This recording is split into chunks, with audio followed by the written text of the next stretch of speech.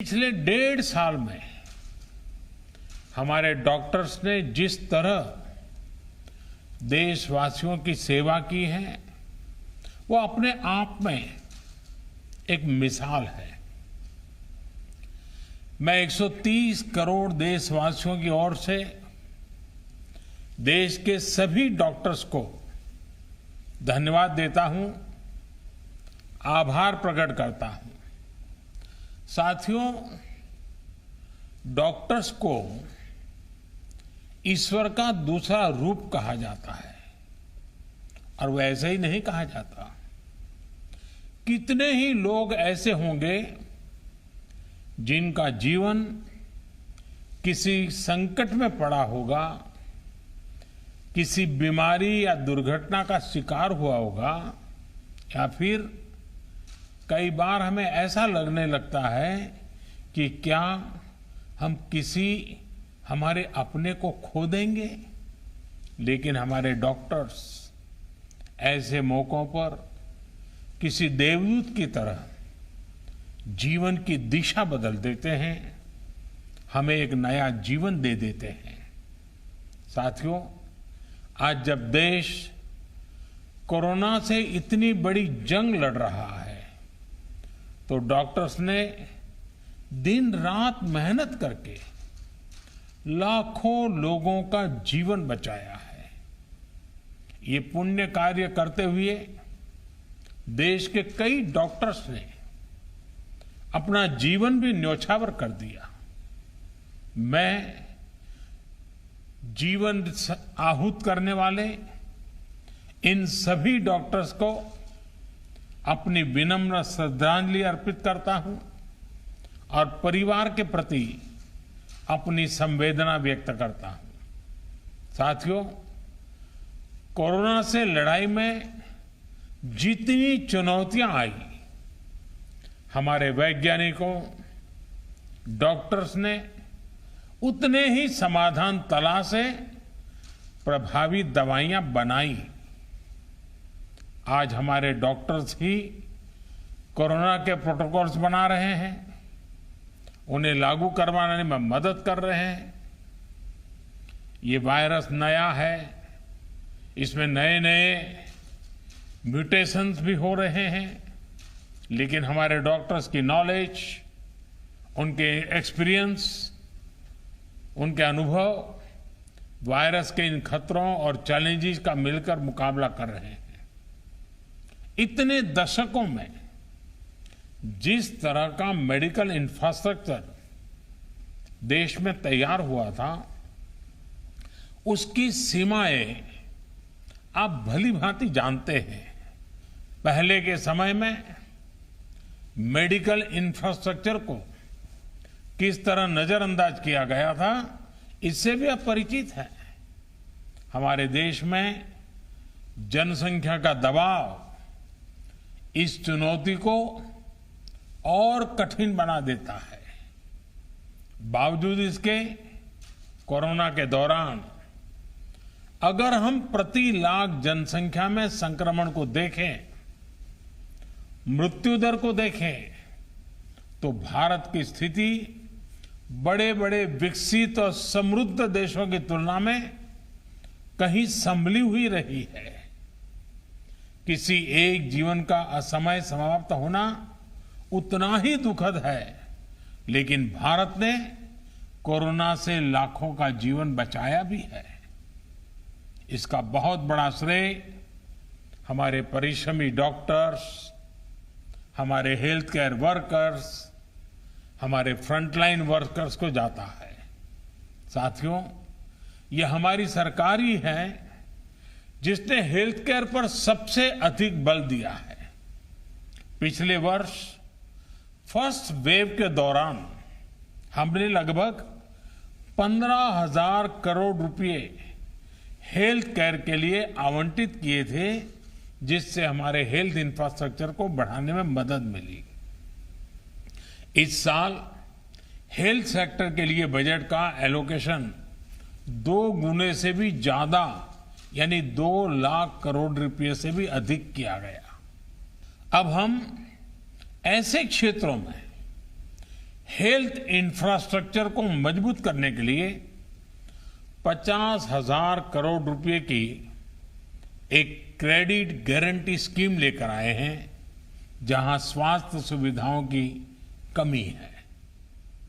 हमने बच्चों के लिए जरूरी हेल्थ इंफ्रास्ट्रक्चर को सशक्त करने के लिए भी 22,000 करोड़ रुपए से ज्यादा आवंटित किए हैं।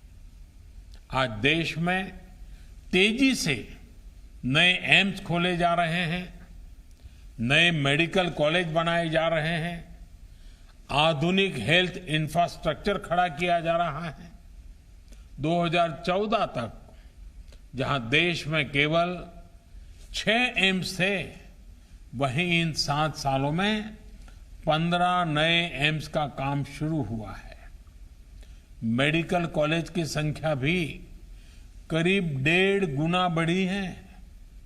इसी का परिणाम है कि इतने कम समय में जहां अंडर ग्रेजुएट सीट्स में 1.5 गुने से ज्यादा की वृद्धि हुई है, वहीं पीजी सीट्स में 80% इजाफा हुआ है। यानी यहां तक पहुंचने के लिए जो संघर्ष आपको करना पड़ा, वो कठिनाइयां हमारे युवाओं को, आपके बच्चों को नहीं उठानी पड़ेगी। दूर सुदूर क्षेत्रों में भी हमारे ज्यादा से ज्यादा युवाओं को डॉक्टर बनने का अवसर मिलेगा। उनकी प्रतिभा को, उनके सपनों को नई उड़ान मिलेगी। मेडिकल सेक्टर में हो रहे इन बदलावों के बीच डॉक्टर्स की सुरक्षा के लिए भी सरकार प्रतिबद्ध है। हमारी सरकार ने डॉक्टर्स के खिलाफ हिंसा को रोकने के लिए पिछले वर्ष ही कानून में कई कड़े प्रावधान किए हैं। इसके साथ ही हम अपने कोविड वॉरियर्स के लिए फ्री इंश्योरेंस कवर स्कीम भी लेकर आए हैं।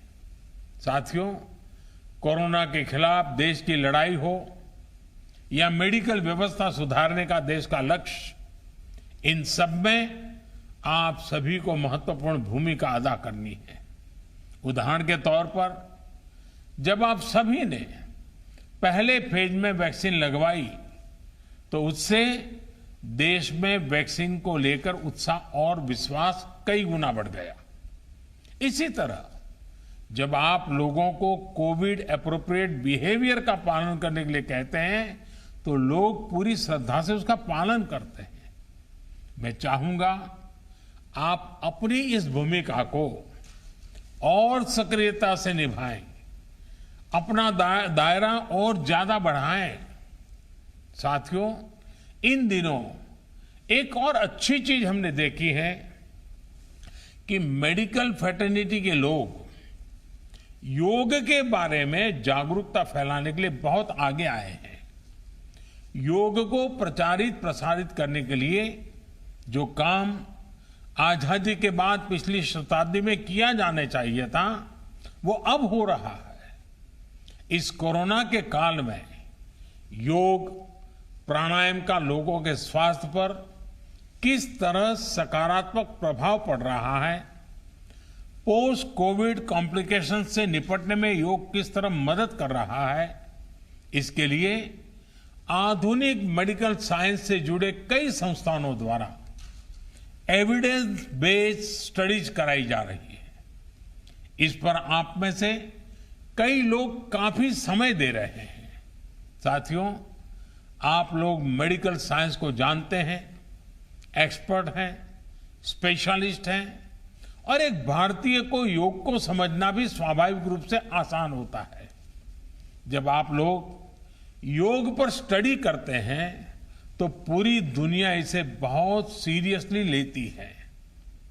क्या आईएमए इसे मिशन मोड में आगे बढ़ा सकती है? योग पर एविडेंस बेस्ड स्टडीज को साइंटिफिक तरीके से आगे ले जा सकती है। एक प्रयास ये भी हो सकता है कि योग पर स्टडीज को इंटरनेशनल जर्नल्स में पब्लिश किया जाए, उसे प्रचारित किया जाए। मुझे विश्वास है कि ये स्टडीज दुनिया भर में डॉक्टर्स को, अपने पेशेंट्स को योग के बारे में और जागरूक करने के लिए भी प्रोत्साहित करेगी। साथियों, जब भी हार्ड वर्क, टैलेंट और स्किल की बात आती है तो इनमें आपका कोई मुकाबला नहीं है। मैं आपसे यह भी अनुरोध करना चाहता हूं कि आप पूरे अटेंशन के साथ ही अपने अनुभवों का डॉक्यूमेंटेशन भी करते रहें। पेशेंट के साथ आपके एक्सपीरियंसेस का डॉक्यूमेंटेशन बहुत ही अहम है। साथ ही मरीज के सिम्टम्स, ट्रीटमेंट प्लान और उनके रिस्पॉन्स का भी डिटेल डॉक्यूमेंटेशन होना चाहिए। यह एक रिसर्च स्टडी के रूप में भी हो सकता है जिसमें विभिन्न प्रकार की दवाओं और ट्रीटमेंट्स के असर को नोट किया गया हो। जितनी बड़ी संख्या में आप मरीजों की सेवा और देखभाल कर रहे हैं, उसके हिसाब से आप पहले से ही दुनिया में सबसे आगे हैं। यह समय यह भी सुनिश्चित करने का है कि आपके काम का, आपकी साइंटिफिक स्टडीज का दुनिया संज्ञान ले और आने वाली पीढ़ी को उसका लाभ भी मिले। इससे दुनिया को जहां मेडिकल से जुड़े कई जटिल सवालों को समझने में आसानी होगी, वहीं उसके समाधान की दिशा भी मिलेगी।